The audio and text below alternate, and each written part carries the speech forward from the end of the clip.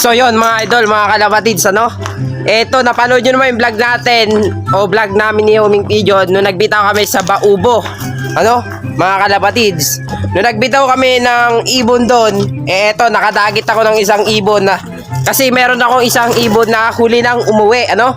So ito, pakita ko sa inyo mga idol, sabahan nyo ako.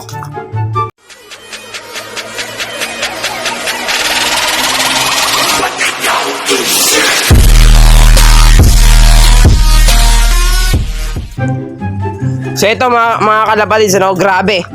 Hindi ko alam, nakasingsing, naka-ano pala to, naka-sticker. Ito, ayan, blue bar, white light, sa may kabila may white light, no, mga kalapatids.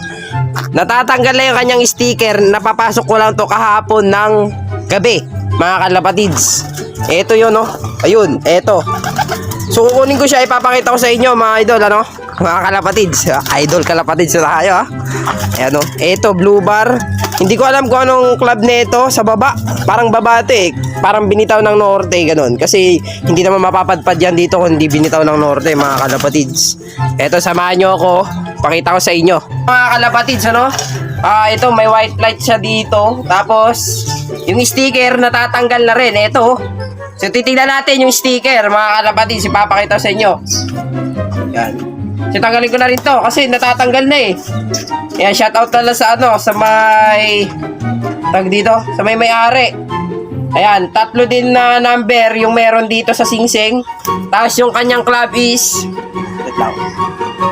BBC 2023. Ayan, paki-comment kung anong club to, mga kalapatids, ano?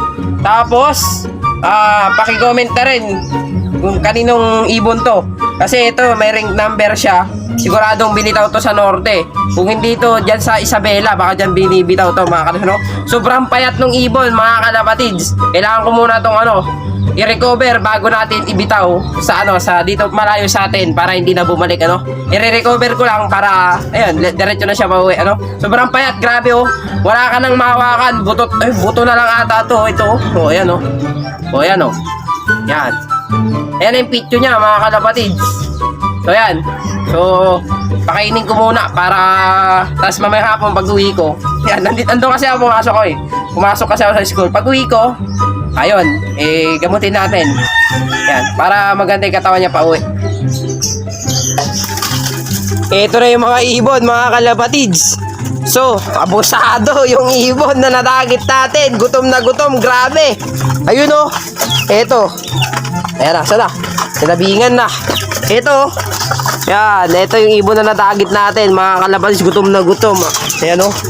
Malayo pa pinanggalingan nito, panigurado, mga kalapatids. Yan.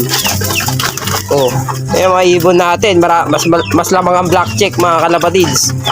Yan. So ito ibon natin, ay ibon, hindi natin ibon yan, yung natagit natin, ito. So ito, punta muna tayo sa mga breeder natin.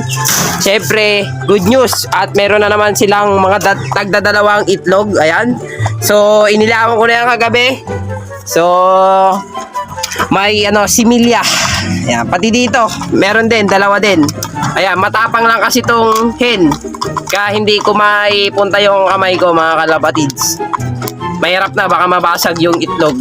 Yan. Siyempre, kahit gulo-gulo yan, yan, yung mga vitamins natin dyan, nandyan pa rin. Ginagamit pa rin natin sa mga ibon natin kahit magulo dyan. Yan. So, kahit makulimlim, napakainit. Grabe. Ibang berber to, mga kalapatids. Ang init. Na yun, mga kalapatids, abangan nyo na lang yung part 2 kasi kailangan muna natin i-recover yung ibon bago natin ibitaw, ano? Kasi mahirap naman na hindi natin i-recover. Tawag dito, ibibitaw natin agad. Hindi lang din makakauwi yun sa tunay na may-ari, mga kalapatids, no? So yan, abangan nyo na lang yung part 2. Ayan, maraming salamat sa panonood. And good news sa atin na na-monetize na rin yung ating Facebook page, mga kalapatids, no? Maraming salamat sa suporta nyo, sa tunay at tag-like, eka nga ni Huming Pigeon. So dito na natin tatapusin. Maraming salamat. Ingat sa inyong lahat. Goodbye. Peace out.